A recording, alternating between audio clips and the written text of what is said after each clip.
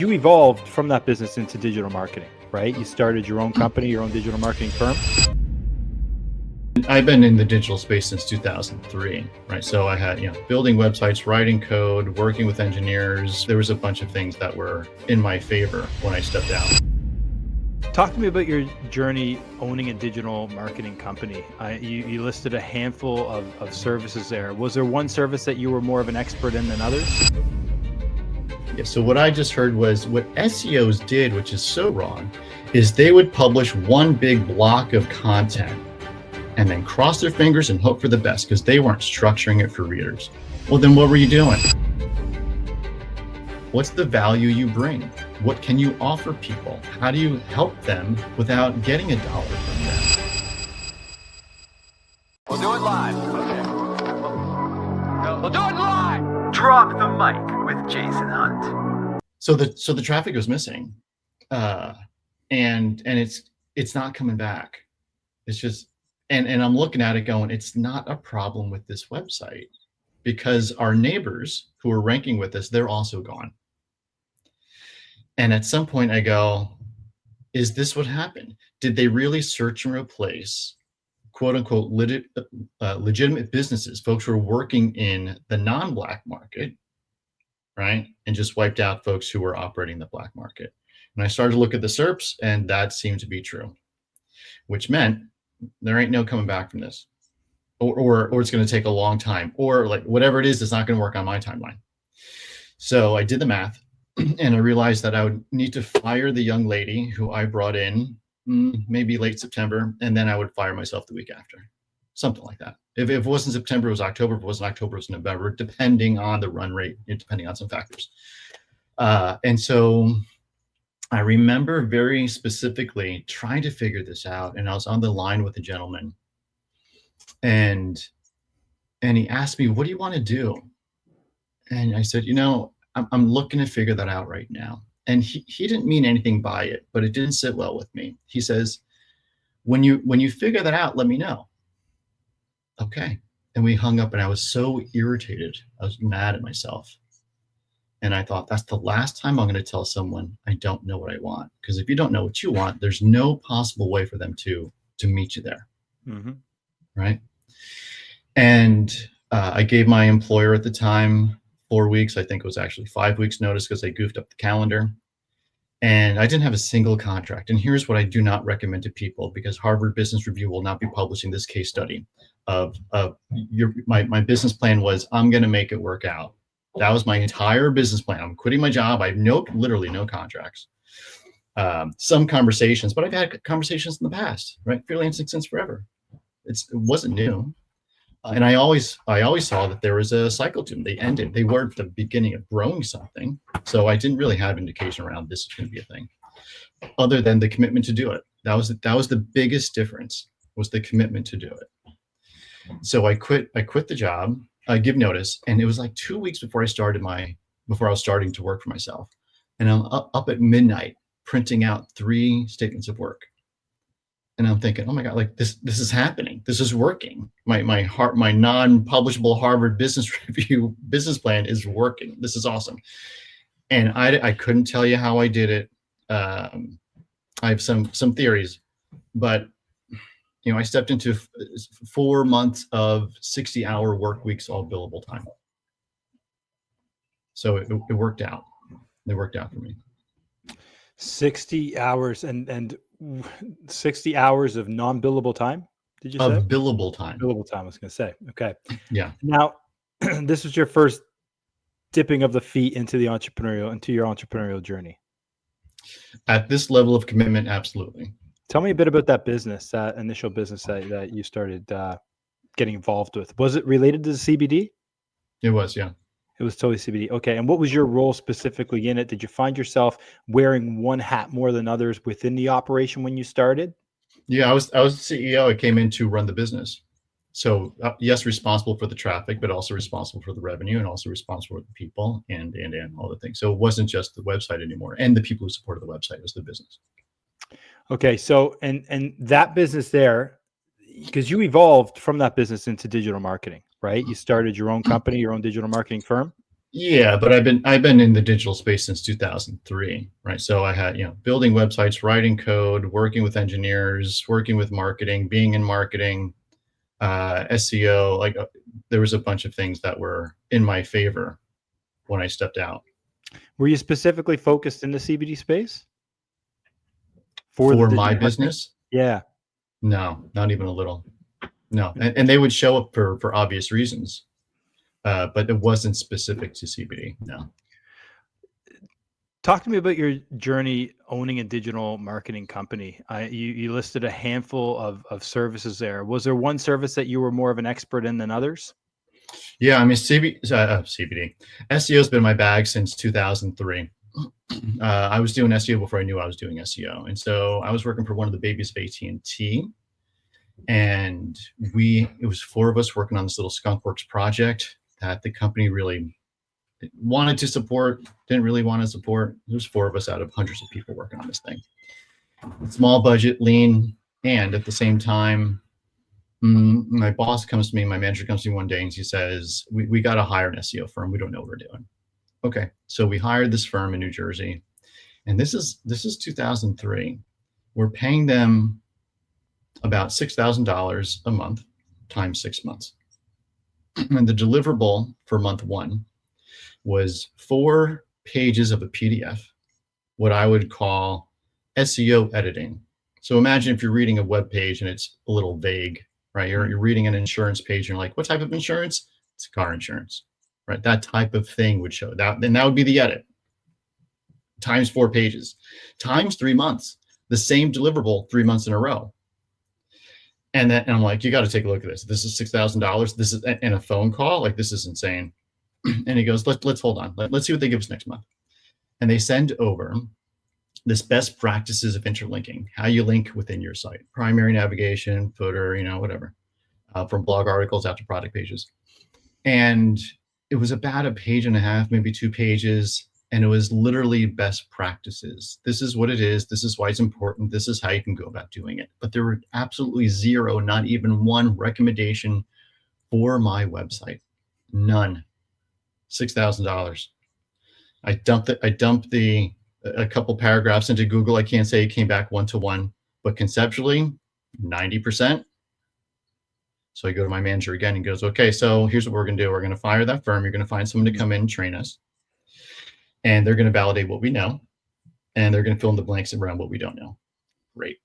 So I found Sheri Thorough, who's been working in SEO probably before it was called SEO. And she trains us. And at the end of the training, she's like, here's what's going to happen. One or both of you are going to get a new job within 4 months. And I didn't really care for my job at that point. I'd been there for a long time. And I was like, why? Why do you say that? Because it happens every time. Lo and behold, 3-4 months later, I'm working at another company, a car insurance company. And now I'm fully in the SEO game. And I hire her as a consultant. And at some point, we decided to write a book together. And that took on a whole life. The SEO took on a whole life of its own. And that's largely where I've hung my hat for a very long time. Now, I mean, being in the SEO game as long as you have been in the SEO game, you've seen so many changes over the years. We touched on the helpful content update, but there's always updates every few months. Always.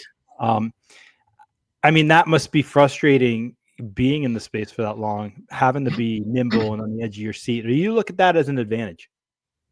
No, I don't find it frustrating to be in the space that long with those changes. For a long time, I never gave a lot of mind to all those changes. I was never impacted. My sites were never impacted. I'd get the newsletters and the sky's falling and I go, nothing happened to my site. Not relevant to me. And then at some point, this is when I was working at Esurance, it became relevant. We lost a little bit of traction, but for a website that's ranking position 1, position 2, to go down to 3 or 4, you'll lose a lot of at the time. You lose a lot of traffic, and that's still true today. And so that was a different experience.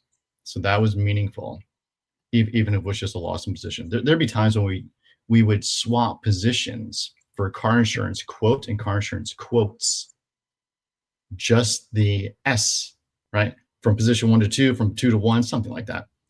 Radical change. radical change in volume of traffic and therefore quotes. It was nutty how sensitive the business was to very small changes. So it's just part of it. And so it's a management thing. You got to manage it. So here's the big caution for folks. And I hope this isn't as true as it was back in the day, but Google has done a lot of corrections. You used to be able to have SEO as your business model, right? How do you make money? I get traffic from Google. People click on a thing, they plunk down their credit card, whatever it is. But business model, SEO. That's not as true today as it was back in the day. Like, there's a lot of affiliates who just do not get by with SEO like they once did. It's a very different game for affiliates specifically. It's a very different game for publishers specifically.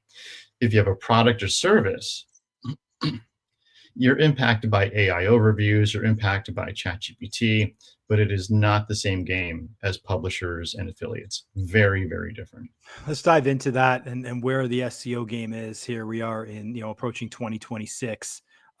What are some of the relevant needle movers for SEO, or maybe the top needle movers in terms of where SEOs can be focusing their time best? Yeah, so here's the conversation that's out there. Is AI has changed everything. From my perspective, from what I have seen, there's a whole lot of squeezing and there's not a lot of juice in that conversation. The hype outweighs the reality. It is 100% conflated by the need for financial gain. And there's also still some reality to it. And so what is the reality around it? Well, we do have a lot of AI overviews. And so what that has done in Google specifically, what that has done is the clicks folks were getting just are not coming through. It's a little bit more of a billboard up there than it is the start of a click funnel, shall we say. So the question is, do you want to be in that billboard? Do you not want to be in that billboard? It's a very simple question, and people go, well, we're not going to get the clicks. No, but it is brand awareness when someone sees you up there, which is back in the day, the conversation was paid and natural. And there were some reports, I don't know how valid they were, but if you have ads and you show up on the front page, your click rate is 33% more or something like that, whatever it was. So people don't click on things that are not present. People are not going to query you if you are not present. It's pretty simple math. So at the end of all of it, how are people getting to your website is the question. How are they finding you? It's still a means for findability, which is what SEO has always been. Now we have this thing called ChatGPT and any other, I call them answer engines. The industry can land on their favorite acronym when they finally land on an acronym. I don't know if they have yet. I call them answer engines. From my perspective, largely, they are an extension of the SERP. So back in the day, there were 10 blue links, and then there was knowledge graph, basically Wikipedia. And then there was people also ask. And before knowledge graph, there was the push pins. There was local search, right? Now we have ChatGPT. From my perspective, it's one of those patterns on the SERP, except it is off the SERP. And here's why I say that. Regardless of all the conversations that are online, the basics of SEO have not changed. And they are technical. Can Google crawl and index your website? And some of the answer engines are crawling websites. Some of them may not be. I don't know. It could change tomorrow. It may not be the same answer. Who knows? But the idea of can your access be accessible, yes or no, matters a lot. What is on your web page? What is the language you use and how do you express it? Is it insurance, as the example, which is a category? It's not a keyword. It's not a product. It's a category. Or is it car insurance? That's a product. People look for that. So what are you talking about and how do you display it on your site? Is it a video? Is it PDF? Is it a web page? Some are more easily crawlable and retrievable than others, and indexable and retrievable. Then you have what's off the website. And I've heard the phrase citation in answer engine land and Reddit and Wikipedia. That's always been a thing in SEO. And some people will go, no, it hasn't. Then what were you doing? What were you doing? What was your strategy for people to also ask? Did you not have FAQs? Did you not have a structured page? So when people are like, but it's different, I look at it and go, what are you saying that's different? Because that tells me the value of the SEO you were doing. And the vast majority of people have been doing shitty SEO. I recently returned from speaking at a conference about AI and marketing, and my inbox went absolutely bonkers with people requesting my presentation slides. Now here's the thing, instead of emailing slides to dozens of people, I decided to do something better. I launched Amplify Your Brand on School. It's where I'm sharing the AI tools that actually work, not the garbage everyone's hyping about. The exact processes our agency uses to save 15 plus hours every week. Real strategies that drive results. You'll get my slides for my presentations, weekly live business audits, and access everything we do at Merged Media. No fluff, no BS, just what works. If you want to learn more, go check out Amplify Your Brand on School. That's school, SKOOL.com/AYB. See you on the inside. It's just a fact. They're doing shitty SEO. And so now they're doing this new thing is better than the old thing. There is no new thing without the old thing. There's just not. Maybe at some point that conversation will change. But today's November 19th, approximately 11 o'clock PST. I'm betting $1, my highest bet, that this is still true. There is no answer engine without SEO. A buddy of mine, and a very dear friend sent me this website about 6 months ago. He says, you need to get out of SEO. Take a look at this website. Just had a conversation with these guys, this think tank up in Northern California. I go to the website and I go, what are they talking about? They've changed the language. They've tailored it to AI. It is all the same concepts we're talking about today. But can they access it? But do they know what it's about? What else is other people saying about you? Technical, on page, off page. So in some of the details have changed in those 3 columns. They have changed for 20 years.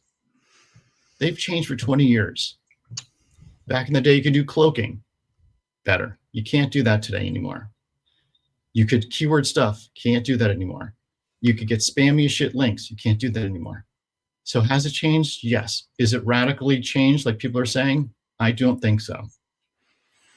Yeah, it's interesting. Like I have this conversation with my business partner all the time, and my business partner is the SEO in our business. And I say, Todd, I said, what are we doing around AEO? What are we doing to show up more often in the ChatGPTs, Claudes, and Perplexities of the world? And he's like, it's saying exactly what you're saying. And it's like, do the same stuff we've been doing as long as we have and do it well. And yes. It's, but then I have conversations with people that are specialists in the AEO space that debate that and say, well, no, it's actually the structure in terms of how you write that content that helps you become visible in the AI searches. So what do you say to those people that are very bullish on the AEO front and how it's significantly different than SEO? Yeah, so what I just heard was what SEOs did, which is so wrong, is they would publish one big block of content and then cross their fingers and hope for the best because they weren't structuring it for readers. Well, then what were you doing? Then you were a shitty SEO. You were just a shitty SEO. Then you wrote things you did things for the wrong reasons, and whatever results you got, good, bad, indifferent, doesn't matter. If you weren't thinking about the end result of the business, where there's business interests and there's user interests, like if you had such a narrow lens that that's what you were doing, then I don't know what to tell you. But largely, it's a lot of it is the same. A lot of the inputs are the same. Whether they're going to change or not, who knows? It's a brand new technology. Who knows?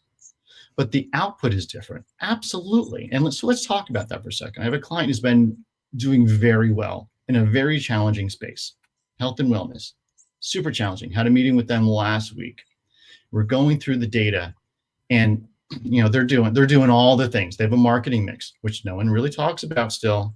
It's like these are tactics we're talking about. You need a strategy of how you're going to achieve these goals, and these are tactics that can help support that strategy. Regardless, they're spending their money on ads, paid, Meta. They're out there with PR. They're out there with SEO. So they have a marketing mix.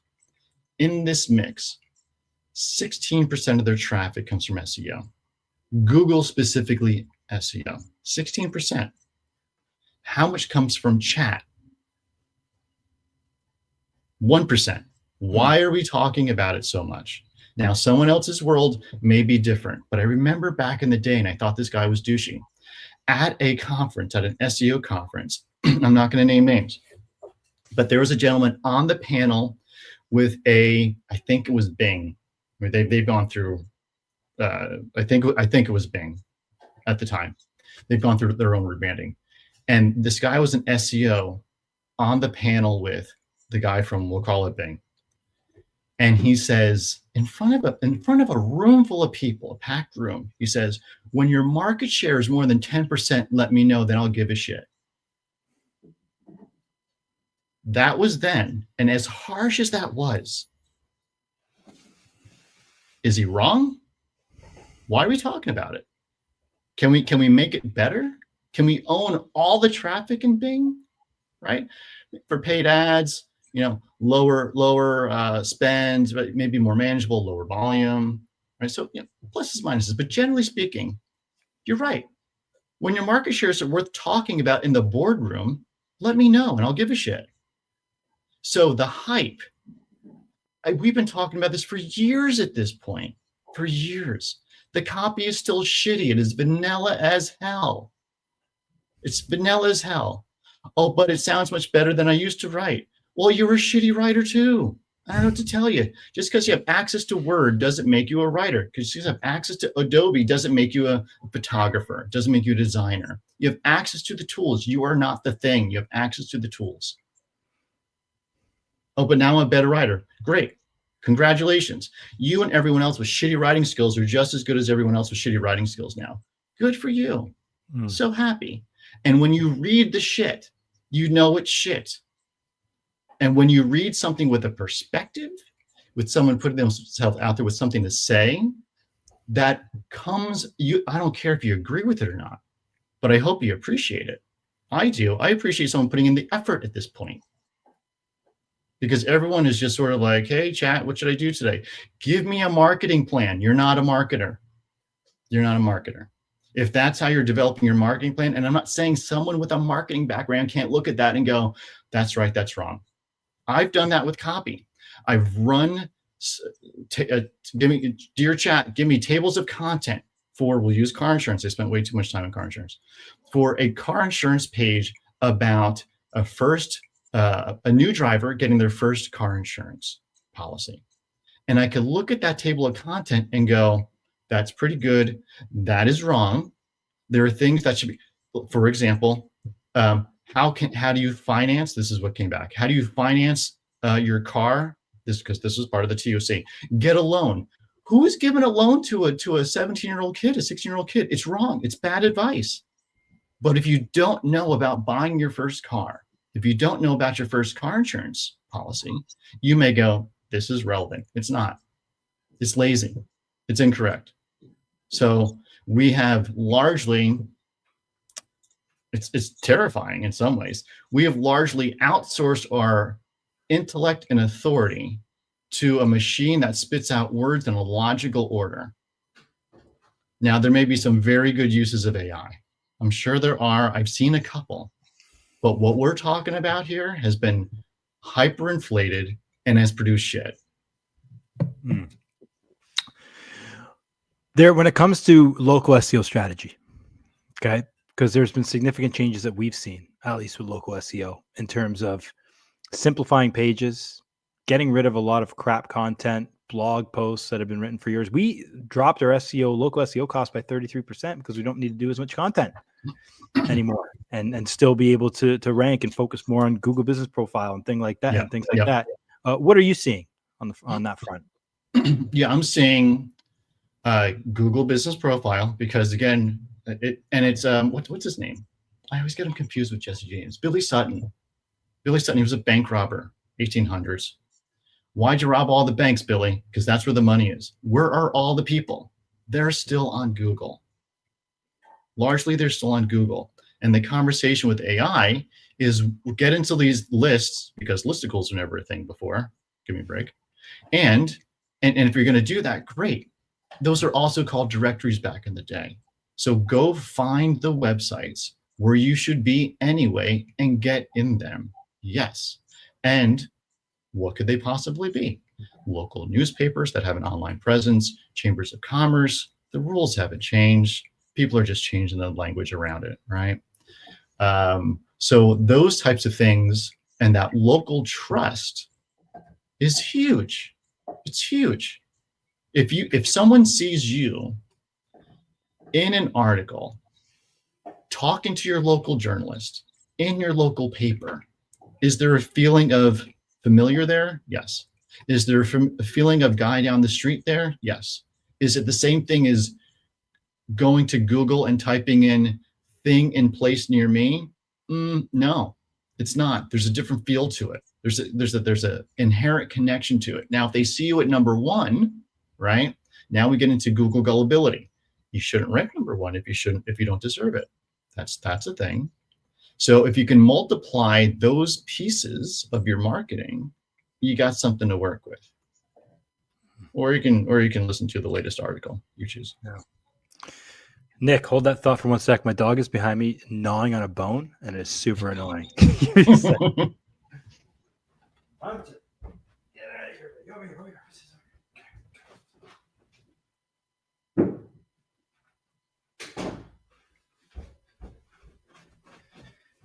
Pass it over to my wife's office. She can deal with that. So you hit on a term earlier on that I want to touch on here, and that's the marketing mix. Obviously, super important. I think you don't want to put all your eggs in one basket at all. What kind of marketing mix blend do you see that's working? Obviously, different case by case depending on the business, but is there a specific type of strategy where you're leveraging certain platforms with other ones to create that result? Yeah, it's a big fat depends, right? So are we going for short term or long term?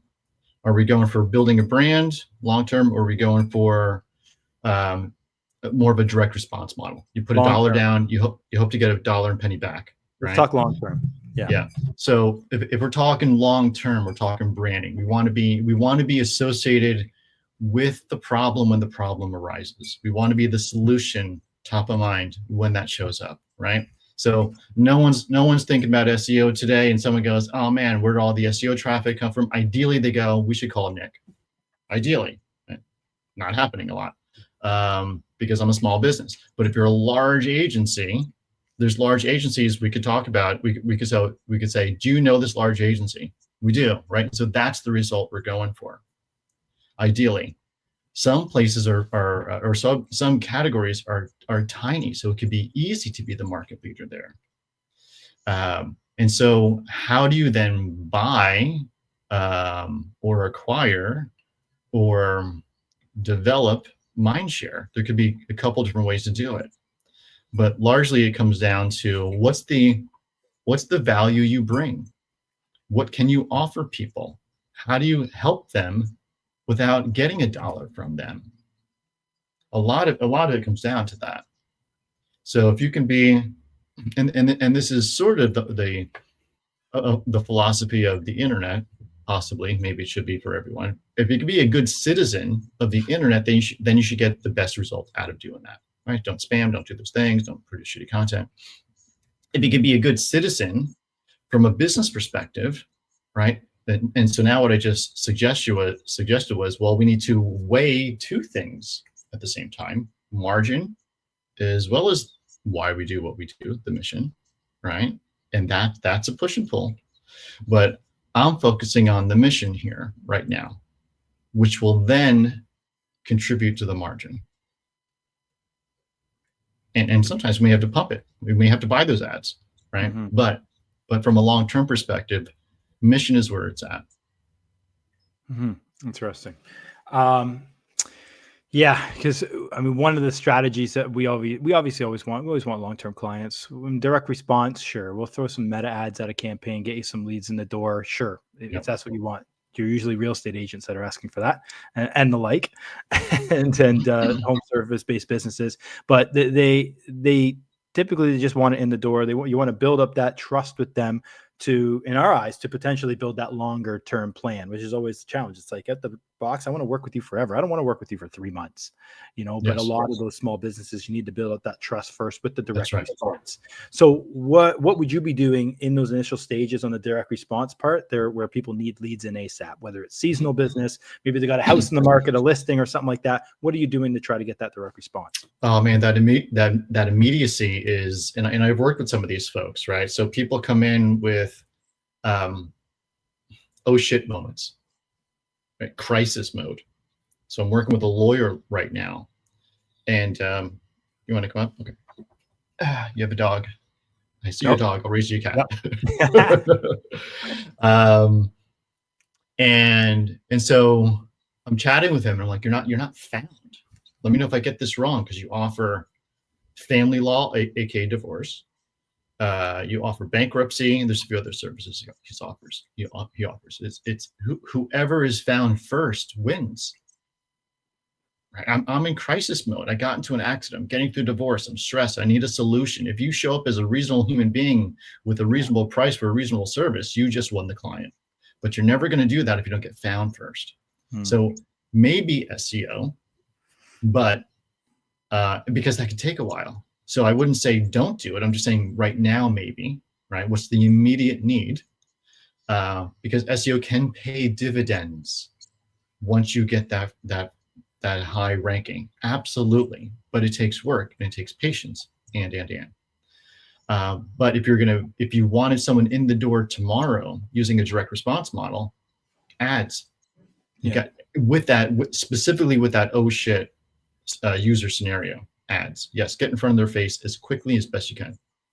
Do you find movement on the SEO front is becoming much quicker than it historically has been in the recent year? That's a lovely question. Define movement for me. Well, move in terms of traction to get to those top 3 spots. Is it much quicker now for a business that does not have a much authority with Google to be able to get to those top 3 spots much quicker than it was back in 2024, 2023? Thank you. I do not think so. Minimally not what I've seen. Here's still the basic math, and not to say you can't manipulate it, but at some point there will be a correction. What the older websites out there, the ones who have a good history, are the ones most likely to get a better result faster. I live in a 50-person complex. You get a new neighbor come in, everyone goes, who is that? Right? We want to know who you are. We don't trust you all that much, but we want to know who you are because you're in our neighborhood, so we're watching you. Same thing happens with a new website. New website comes online. We want to know who you are. We want to know how you behave. We want to know what you're publishing. We want to know the company you keep, aka your links.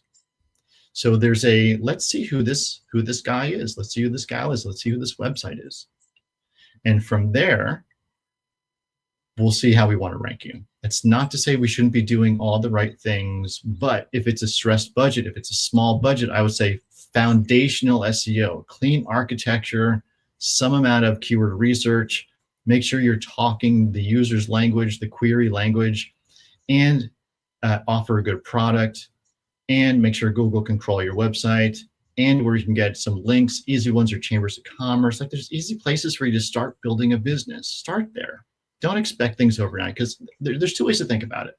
There's 2 ways. One is process centric, and the other is performance. I do the right things for the right reason, and I trust in the outcome process. Performance. I want 100. Why? Because I said 100 was a good idea. How we get there doesn't matter. Well, one takes longer, but it may be way more sustainable. Process. And performance, I will do anything it takes to get there, Jason. Just tell me what to do. I get there, then I fall off a cliff. Congratulations, we got there. You said you wanted to get there, right? But I wanted to, well, you didn't say that. You didn't say you didn't want to fall off a cliff. That's the slow road. And one has a patience and maturity baked into it, and one has impulsive behavior baked into it.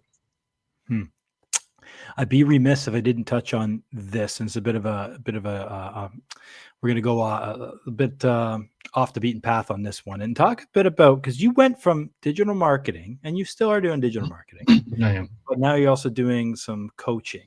I'm curious about that transition, how that happened. What was the thought process around that? Were you naturally having these conversations with clients and you figured, hey, I'm kind of being a coach here now too. Let's explore this option. Yeah. So I started in 2017, 2018. I was looking for a coach for myself. And I got introduced to an assessment tool called the Harrison Assessment. It's a behavioral assessment tool. It's not a personality, it's a behavioral assessment, which will show you 175 characteristics, your preferred behaviors and your avoidances listed in front of you, black and white, full color, actually. And you can start to see your operating system. I found it to be very humbling, also very, very helpful. And so when I was tasked for growing a team, my request was, I need a tool to help me. I love this one. I want to use this one. So I got certified in it. And so I've been using it off and on, dabbling. I used the word earlier. I was a good dabbler. And it was, the results I've got have been fantastic. As a dabbler, I've worked with a gentleman who showed up and he said, I want to take the Harrison. I said, well, why? He said, because you won't stop talking about it. I said, I know, I love this thing. This is amazing. And so he took the assessment, we debriefed, and I said, if this works for you, great. If it doesn't, that's okay too. But I kept mine in front of me for 6 months because I was using it as a roadmap, and it really helped me out. And I can see him just nodding. About a year and a half later, he calls me up and says, I want to go out to dinner with you. Okay, cool. And I meet him for dinner. I go, well, what's going on? He says, I want to thank you. I did what you said. Had the Harrison in front of me, worked through the conversations we set up through the debrief with my manager. I want to let you know I'm moving out of the country to start up an office for this company. Oh, shit. Okay. All right. So those types of things would show up. And then I found myself in a conversation with a large company with an SEO engagement. I don't know why I was in this conversation. C-levels are in the conversation, VPs, directors. And the CEO asked me, how's SEO going? I'm in the contract for about three months out of 6 months. And my work wasn't getting implemented. My high priorities are coming back as, we're just not going to do it. It's too hard to change the primary navigation.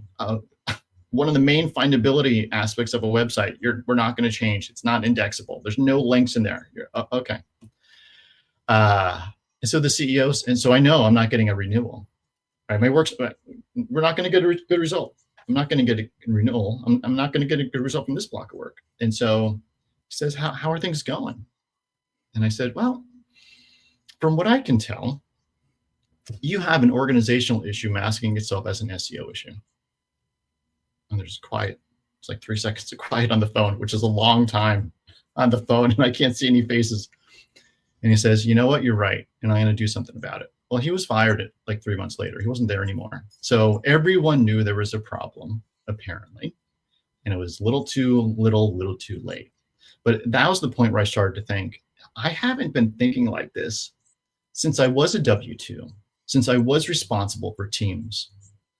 And so now I got to give this some attention. And I've been dabbling with the Harrison, working with folks on their intuition, and then I found this program.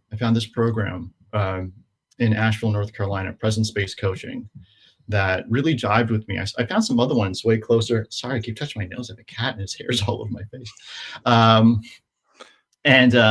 Like there was a lot of other programs that sounded, and marketing didn't write this, but what I read was, do you want to be a coach to help people incorporate, be more corporate and bolt on some more armor? This is the program for you. They didn't say that. That's what I read. And I'm like, this is not for me. No, I'm not interested in this. And then I found presence-based coaching, which incorporates somatics, incorporates the whole human. Like, how does it feel to be a human? How does it feel to have those emotions about this thing that is heavy?